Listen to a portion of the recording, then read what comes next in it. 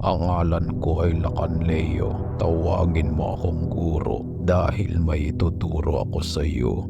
Maraming requests patungkol sa topic na ito, kung paano ba magkaroon ng confidence na permanent. You see, marami ka namang mapapanood na videos tungkol sa bagay na ito. Karamihan ay nasa wikang Ingles. Subalit, ang mga content na ito ay madalas hindi tumutugma sa kultura na meron dito sa Pilipinas. Maaring epektibo ang sinasabi nila dahil naayon ito sa kultura na meron sila sa kanilang bansa. Ngunit iba ang kultura na meron tayo dito sa Pilipinas. Ang kanilang mga nabanggit, kapag iyong sinunod, maaari kang magmukhang mayabang lang o mas lalong sumama ang tingin ng tao sa iyo dito sa atin. Dahil nga sa cultural differences na meron tayo, what works on the West might not work on the East. You see, ang mga Pilipino, natural sa atin ang pagiging mahiyain at minsan ito ay napagkakamalang senyales ng low self-esteem or low confidence. Sabi nila, kailangan mo raw tanggalin ang hiya mo dahil wala kang mararating kapag mahiyain ka. Kaya naman, marami ang nabiktima ng maling konsepto nito. Dumami ang mga naging mapagmataas, mayayabang at walang hiya dahil makitid ang naging pangunawa nila sa pinagkaiba ng kayabangan at kumpiyansa sa sarili. Ngayon, sa pagpapatuloy ng topic na ito, ituturo ko sa iyo ang 6 na mahalagang sangkap para sa tamang level of confidence. Unawain mo mabuti bawat punto. I-pause mo ang video kung may di ka naintindihan at ulitin mo ang bahaging iyon. Tapusin mo rin hanggang dulo dahil lahat ng 6 na babanggitin ko ay magkakalinya sa isa't isa. Number 1. Embrace masculinity. Isang pangunahing rason bakit mababa ang self-esteem mo o confidence ay dahil wala ka na sa iyong natural state bilang lalaki. You lack masculinity. Masyado ka nang na-feminize ng mundo at ng mga napapanood mo sa social media. Nalaso na ang utak mo ng mga brainwashing sa internet. Masyado ka nang naging malambot mag-isip. Humina na ang mental state mo kaya lumambot na rin ang mga kilos mo. You have thrown away your masculinity. Isang kahihiyan. Unawain mo to. Masculine and feminine energy are two completely different things. Ikaw bilang lalaki, your natural state is being masculine. Gayun din ang feminine state sa mga babae. Ngayon, masculine energy is dominant and simple, habang ang feminine energy naman ay dynamic and submissive. Yan ang natural state ng dalawang yan. In order to be confident, you need to be dominant but in a good way. At upang maging ganito ka, you need to be masculine. You see, shyness is a submissive trait, meaning ang pagiging mahiyain ay normal na feminine trait sa mga babae. Ngunit ang sama nitong tingnan sa mga kalalakihan. Kung mahiyain ka, it means you lack masculinity. And if you lack masculinity, ibig sabihin masyado ka ng feminized. That's why mababa ang self-esteem mo. Go back to your natural state. Embrace masculinity. Number 2. Mind and body strengthening. Naranasan mo na bang tawagin sa recitation ngunit di mo alam ang isasagot tapos napahiya ka lang? Naranasan mo na bang mag-push up sa PE class nyo pero hindi ka makaisa? Nagmukha ka tuloy lampa. Ilan lang yan sa mga nagpapababa ng self-confidence ng isang lalaki. You see, in order to become confident, you need a strong mind and body. Why? Isipin mong mabuti ito. Kung may talino kang taglay at talas ng isipan, tingin mo kakabahan ka pa sumagot o magsalita. If you can articulate your thoughts very well, you are a powerful man. Hindi lahat ng lalaki kayang gawin ito at yan ang advantage mo sa kanila. Kung nagagawa mong salain ng mga salita sa iyong isip bago mo ibuka ang iyong bibig, You have a strong mind. Take Andrew Tate for example.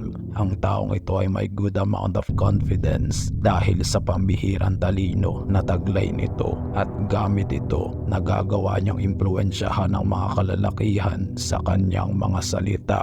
You see, the point is, if you have a strong mind, confidence comes next. Ngunit hinay-hinay lang, hindi lahat kailangan ng opinion mo. Kumalma ka, dadako tayo sa puntong yan. Sa ngayon, start training your mind by reading books, listening to educative content gaya ng video na ito. You see, sa panunod mo ng mga video sa channel na ito, you are already sharpening your mind. Sabayan mo yan ng pagpapalakas at pagpapaganda ng katawan. Kapag nagawa mo parehas yan, tataas ang confidence mo nang hindi mo namamalayan.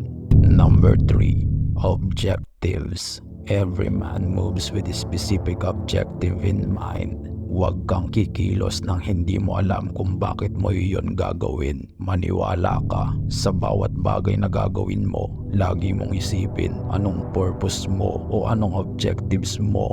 Bakit mo iyon gagawin? Sa ganitong paraan, hindi ka parang hangal na walang alam sa nangyayari sa paligid.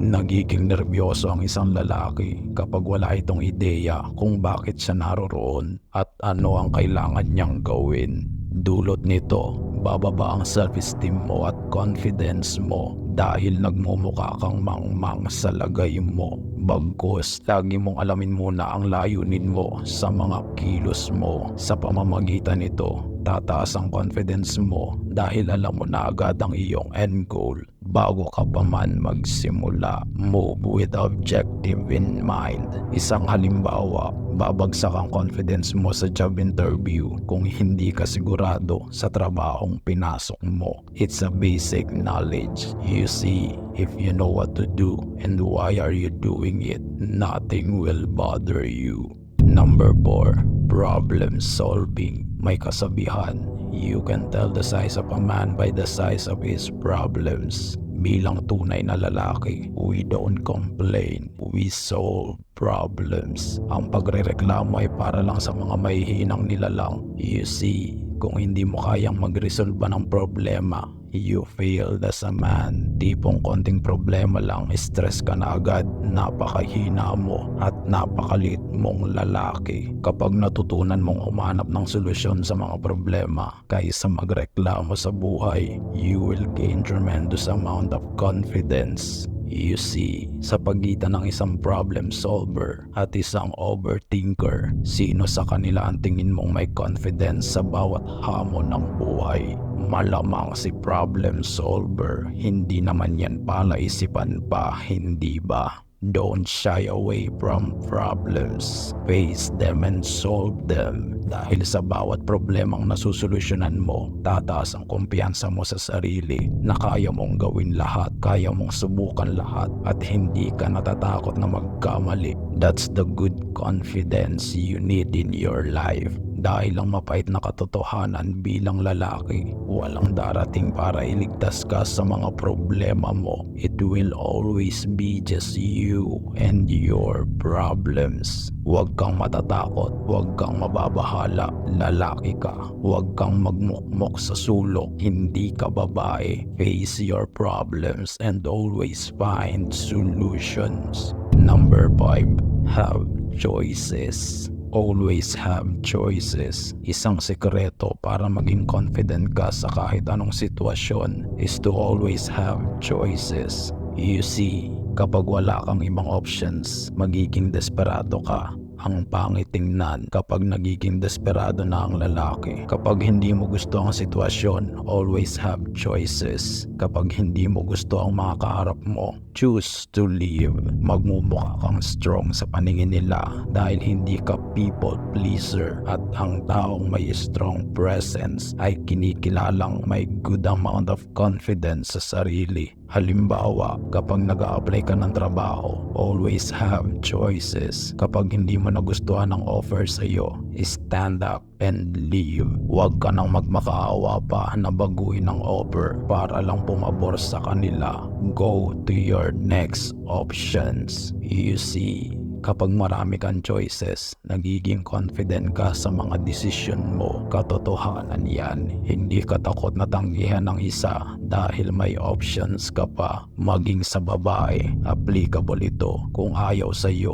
huwag kang magabol na parang aso. You are not a sim. Always have options. Ngunit hinay-hinay lang. Hindi ko sinasabing lumandi ka ng lumandi at pagsabay-sabayin mo sila. Kung worth it siya, win her. Pero kung siya ay para lang sa kalye, leave her. Number 6, testosterone. Baka naman hindi self-esteem o confidence mo ang mababa. Baka testosterone mo ang mababa. You see, testosterone is a male sex hormone na napakahalaga sa isang lalaki na kagaya mo. Ang level ng testosterone mo ang pangunahing batayan ng iyong masculine frame. Kung mababa ito, lalambot-lambot ka rin. At kung isa kang soft and submissive guy, ang testosterone level mo ay katulad ng isang bulate. Nakakaawa ka. Kaya huwag ka na magtataka kung bakit mahiyain ka o mababa ang confidence sa sarili. Ibig sabihin, mababa rin ang testosterone mo. You see,